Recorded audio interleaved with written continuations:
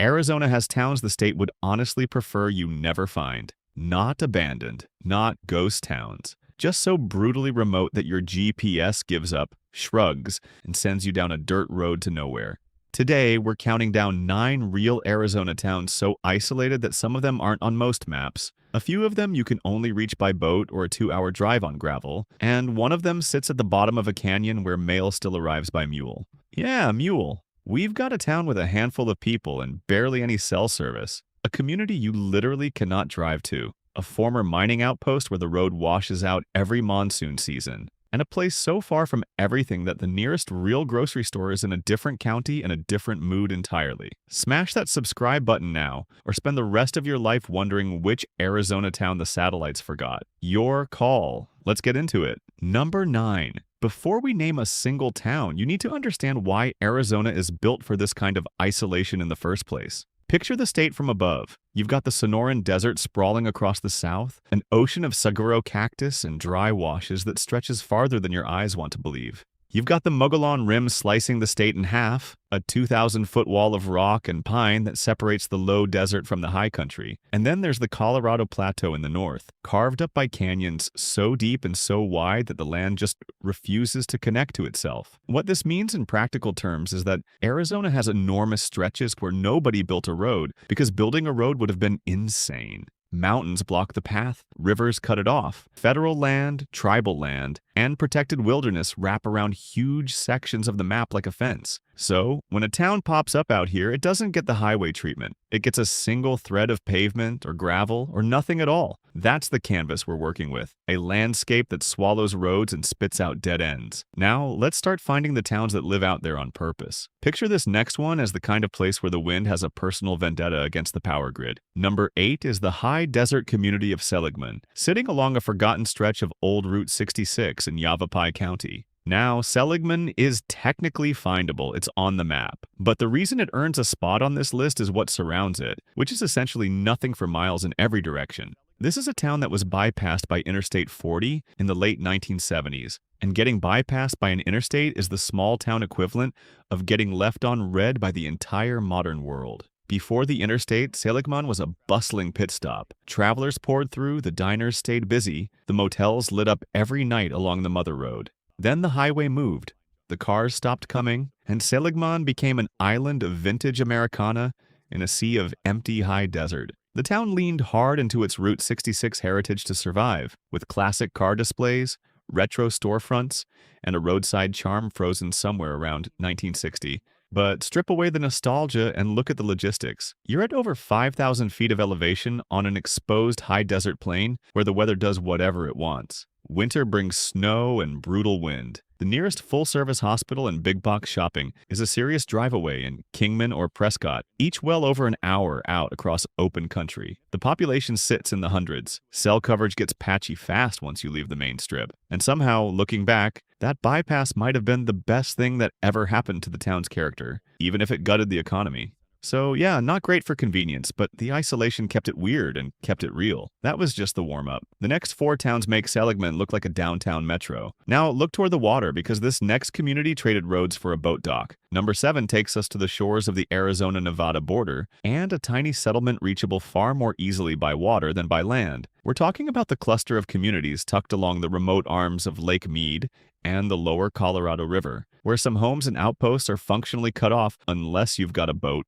or a willingness to drive forever on unmaintained desert track. These lake-edge communities exist in a strange limbo. The water is right there, gorgeous and blue against red rock cliffs, and it's the entire reason anyone settled here. But the same canyons that make the scenery spectacular also make road access a nightmare. A drive that would take 20 minutes if you could cross the water in a straight line instead becomes a 2-hour loop around impassable terrain, much of it on the washboard gravel that rattles the fillings out of your teeth. People who live out here organize their entire lives around the lake. Supply runs happen by boat. Mail and packages pile up at a distant access point until someone makes the trip. Medical emergencies are genuinely frightening because the response time from anywhere with an actual ambulance is measured in long, slow hours. And when the lake levels drop, which they have been doing dramatically over recent years, even the boat access starts to get complicated as the launch ramps end up stranded high and dry above the shrinking shoreline. If you're wondering how anyone gets used to that level of cutoff, so is everyone else. But the folks out here will tell you the sunsets over the water make the whole inconvenient mess worth it. If you're enjoying this descent into the middle of nowhere, do me a quick favor and hit that like button. It genuinely helps these deep dive videos reach more people who appreciate a good dead-end road.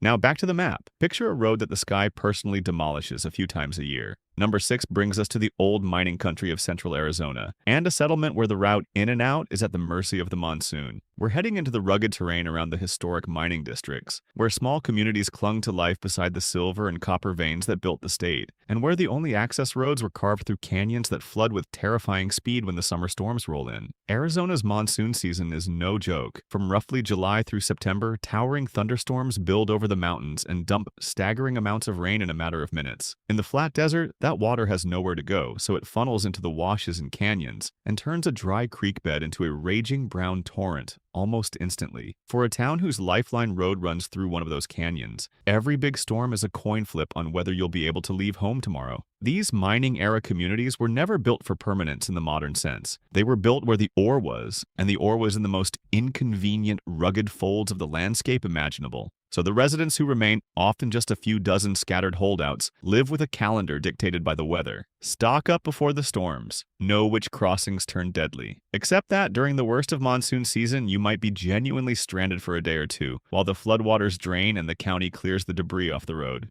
That's the kind of detail that makes accountants and insurance agents break out in a cold sweat. And yet, the people out here treat a washed-out road like a long weekend. Different definition of normal. Hold that thought, because the next town clings to the side of a mountain like it's afraid of falling. Now, picture a town that decided gravity was a suggestion. Number 5 is a cliffside mining relic, the kind of place built so vertically into a mountainside that the streets stack on top of each other like shelves. Arizona's mining past left behind a scattering of these gravity-defying communities, and the most isolated of them sit on slopes so steep that the main road switchbacks endlessly just to gain a few hundred feet of elevation. We're talking about the spiritual cousins of Jerome, that famous mile-high former copper town, except pushed even further out where the tourists thin out and the isolation gets real. What makes these places so cut off isn't just distance, it's verticality. When your town is glued to the side of a mountain, you can't just build a sensible grid of roads. Everything has to wind and climb and cling. A heavy snow up at elevation can shut the whole thing down.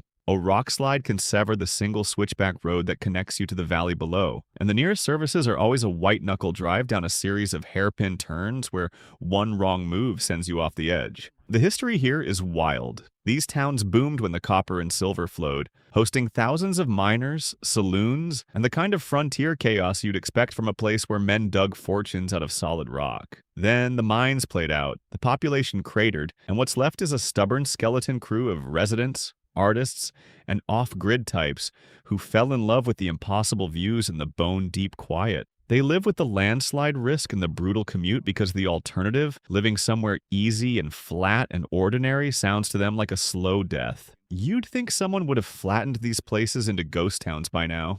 Nobody did. They just keep hanging on, sideways against the rock. Stay with me, because we're now entering the territory where the towns stop being merely remote and start being genuinely hard to reach. Picture a town sitting so close to the border that it's almost a rounding error on the map. Number 4 drops us into the far southern reaches of Arizona, into a tiny community pressed up against the Mexican border and surrounded by some of the most unforgiving desert in North America. Out here, in the borderlands of the Sonoran Desert, sit settlements so small and so far from any city that they barely register as towns at all. More like a few buildings, a handful of families, and a whole lot of cactus standing guard in every direction. The isolation here is total. You've got desert that regularly hits 115 degrees in summer, where shade is a luxury and water is a constant calculation. The nearest meaningful town with a hospital or a real store can be over an hour away across roads that shimmer with heat and stretch toward a horizon that never seems to get closer. There are stretches out here where you can drive for 45 minutes and pass exactly 0 other vehicles, just the occasional roadrunner darting across the asphalt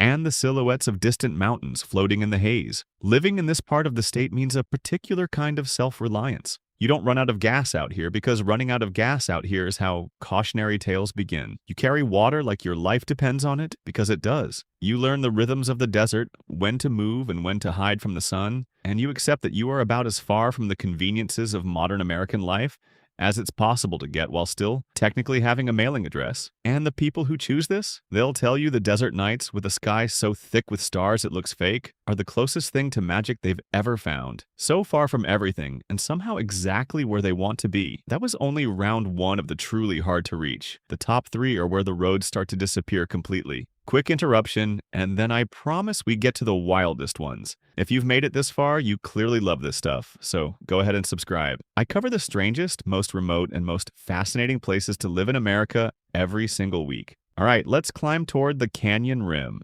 Picture a road that drives you for hours just to stop at the edge of a hole in the earth. Number 3 takes us to the remote canyon rim communities of northern Arizona, the tiny outposts perched at the end of long, lonely roads that dead end at the edge of some of the most spectacular canyons on the planet. These aren't the crowded, postcard-famous overlooks. These are the forgotten edges, the spots reached by driving 60, 70, 80 miles down a road that starts as pavement, downgrades to gravel, and finally narrows to a rutted track where your vehicle's suspension files a formal complaint. The communities out here exist to serve the land itself, ranchers working enormous spreads, a few families holding onto homesteads, the occasional outpost near a trailhead or a river access point. The defining feature of life here is the sheer length of the drive to anywhere. We're talking about places where a trip to a real grocery store is a planned event that eats an entire day, where school-aged kids face bus rides or commutes that would make a city parent faint, and where winter can lock the roads under snow and ice for stretches at a time. What's stunning about these canyon rim spots is the contrast. You're living in near total isolation, your nearest neighbor possibly miles away. The silence so complete it almost rings in your ears. And then you walk to the edge of your own backyard and you're staring into a canyon so vast and so deep that the far wall is a different shade of blue from the distance. It rewrites your sense of scale. It makes the inconvenience feel small. The people out here didn't end up at the end of these roads by accident. They drove all the way out, looked at the canyon, and decided that nothing closer to civilization could ever compete. Hard to argue with the view. Now hold on, because the next town doesn't have a road in at all. Picture a community where the only way in crosses open water. Number 2 brings us to a waterlocked settlement, a community surrounded by lake and river on nearly every side, where the road network simply gives up and the boat takes over as the primary vehicle. Along the lower Colorado River and the reservoirs that punctuate it, there are pockets of homes and tiny communities that sit on peninsulas, islands, and isolated coves, where driving in is either impossible or so impractical that nobody bothers. Life in a waterlocked Arizona community runs on a completely different operating system. Your dock is your driveway, your boat is your car.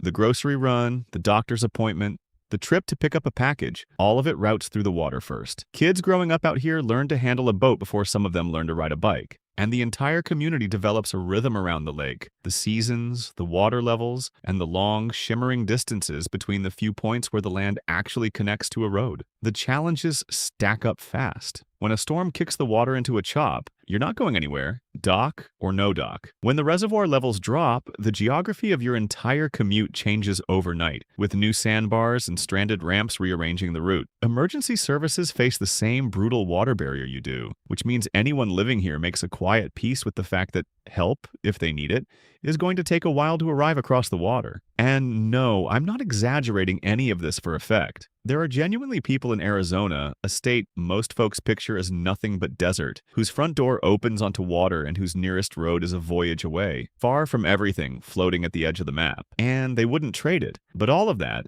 every washed-out road and boat commute and 80-mile gravel drive we've covered, all of it was building to this. The most isolated town in Arizona isn't just hard to reach. It's a place where the modern world basically agreed to stop at the canyon rim and let an older way of life continue undisturbed. Number 1 is Supai, Arizona, and it is unlike anywhere else in the entire United States. Supai sits at the bottom of Havasu Canyon, a side branch of the Grand Canyon, on the lands of the Havasupai tribe, whose name means people of the blue-green water. And here is the fact that puts it in a category of its own. Supai is the most remote community in the lower 48 states, and it is the very last place in America where the United States Postal Service still delivers the mail by mule. not as a gimmick, not as a tourist show, as the actual official, only practical way to get the mail in and out. Strings of mules and horses carry the letters and packages down the switchback trail every single day, hauling everything the village needs along a path that drops thousands of feet into the earth. There is no road to Supai. Let me say that again because it doesn't fully land the first time. There is no road. You cannot drive there. The only ways in are to hike 8 miles down a steep canyon trail,